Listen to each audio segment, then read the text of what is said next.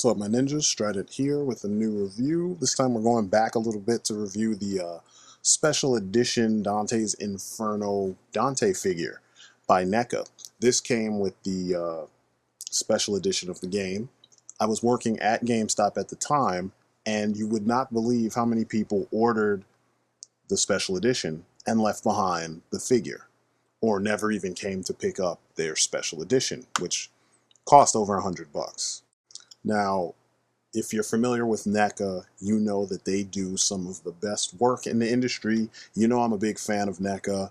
I feel everything, even when they were hit or miss with their materials, overall, their figures were still of a very high caliber, eclipsing even McFarlane when it came to detail. I mean, I know it's some of the same sculptors and painters, etc., but their overall product always felt more substantial than the competition.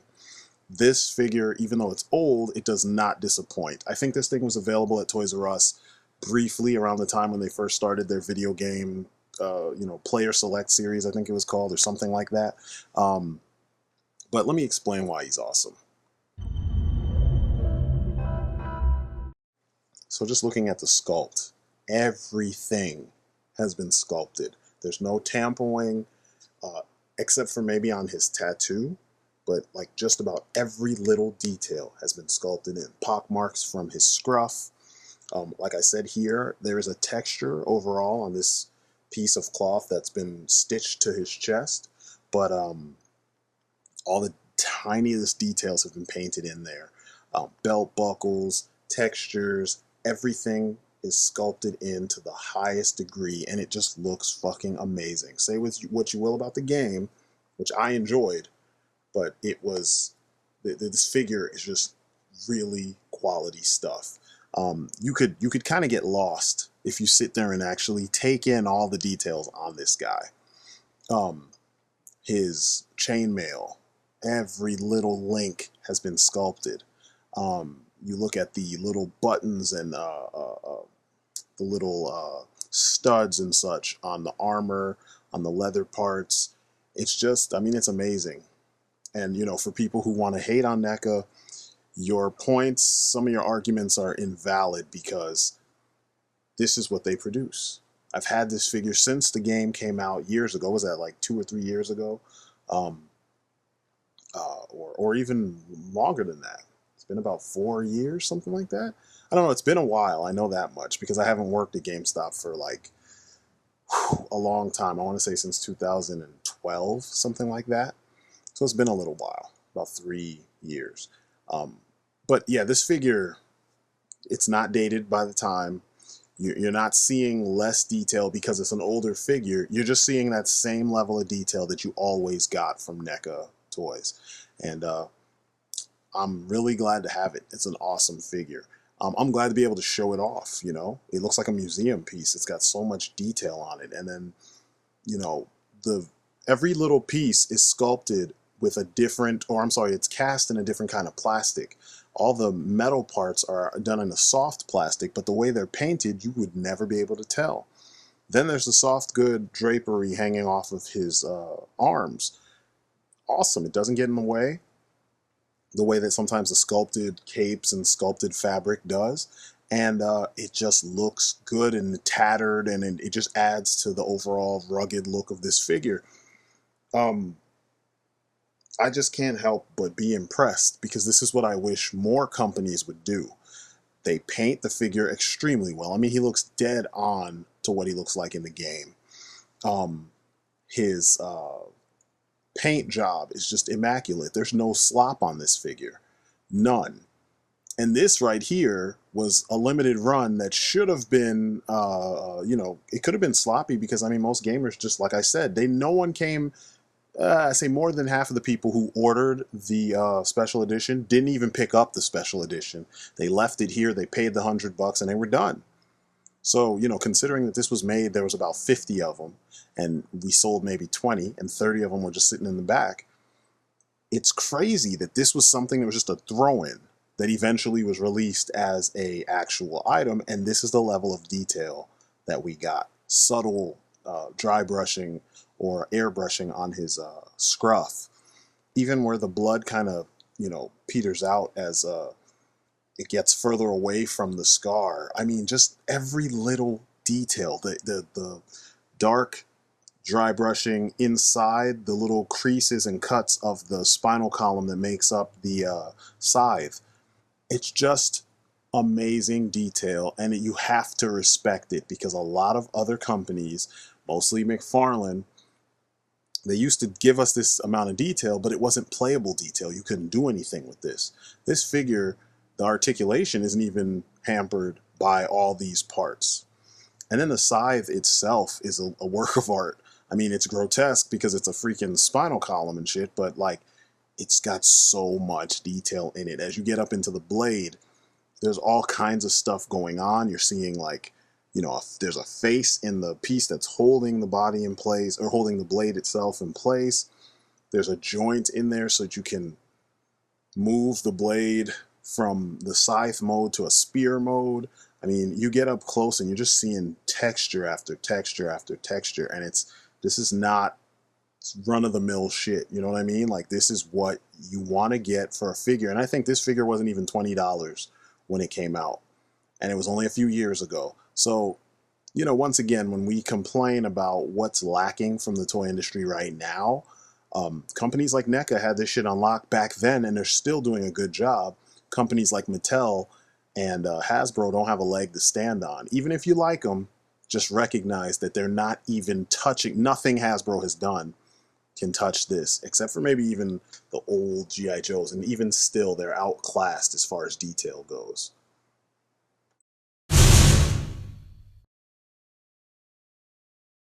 Now, the articulation on this bad boy, it's so deceptive how well this figure can move. You look at the head and you think, because he's got that sculpted chainmail, that there should be no way that his neck can move, but he can look down a good deal. There's no problem. He can look up even a decent deal too. He looks from left to right, because it's actually connected to the top of his head. It just kind of drapes down and doesn't actually rest on his shoulders. It turns when you turn the head. And it's made out of a very flexible, kind of latexy feeling material. And somehow it's mixed in a way that it allows for the sculpting detail to actually still be there, and there's no flaking, nothing. I don't know if I did something really well with how I took care of this figure or not. I mean, for a while, my son used to play with this figure, and he's still in great shape, so I don't know, but he can look left and right, no problem. Nothing looks weird when you move him, because that's another thing. I complain about engineering, lack of engineering with American action figures, and this figure's engineered pretty well. Nothing looks out of place. He doesn't look dopey. Things were engineered as such that they actually rest in places. I mean, look at his arm and look at the armor on his shoulder. It's not stabbing him in the neck. It stops right before where his neck would be, and it rests on the shoulder itself. The tassels don't get in the way. He can lift his arm, and the armor is on his arm, right over his shoulder, so you can move him with no problem. That's the way it should be. You know what I mean? That makes perfect sense. He has a single bend at the elbow. He's got a bicep swivel.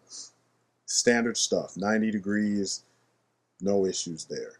I also like the fact that there are things on his body, details on his body, that were sculpted as such to kind of work with the articulation, so you're not breaking up the sculpt as you move various parts.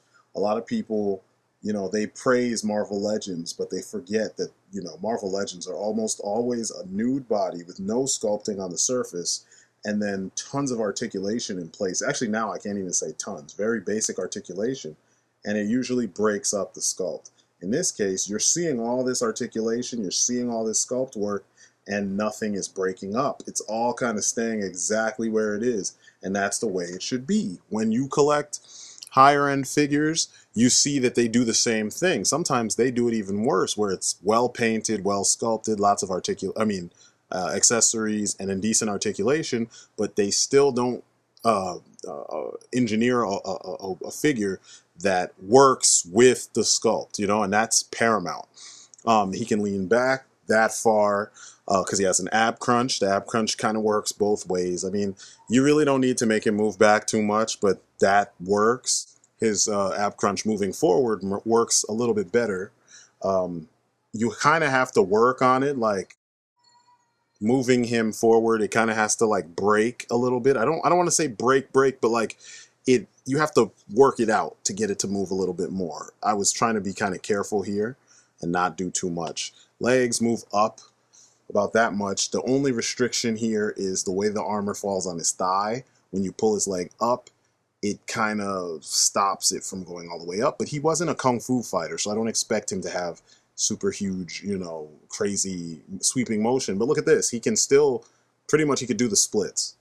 How many Marvel Legends today can actually do the splits? All of a sudden they got lazy with sculpting legs, you know, or giving you cuts in the legs to allow them to do that kind of stuff. He's got a swivel at the thigh, and I think he might have a swivel at the knee also. He actually does. He has a swivel at the lower knee too, so you can kind of, instead of having like a calf swivel, it's right at the bottom of the knee, so you can twist that. And he also has an ankle, you know, swivel as well, which is kind of, you know, it's redundant. He also has a point, but he doesn't have toe articulation. I don't know. I don't have an issue with that. It's redundant, but in this case, it's kind of stiff. Excuse me. So you can't really, you don't run the risk of, you know how sometimes when figures have redundant and loose articulation, you pose them and then they kind of just flop in different directions. You don't have that issue with him because the joints are really good and tight. The H joint that's on his hips is really strong too. I mean, not so strong that it's difficult to move, but it's strong enough that it's it holds whatever pose you want. There's no ratchets anywhere on this guy. It's just really tight, well executed joints that, you know, allow him to hold whatever poses you want to make him, you know, you want to put him in.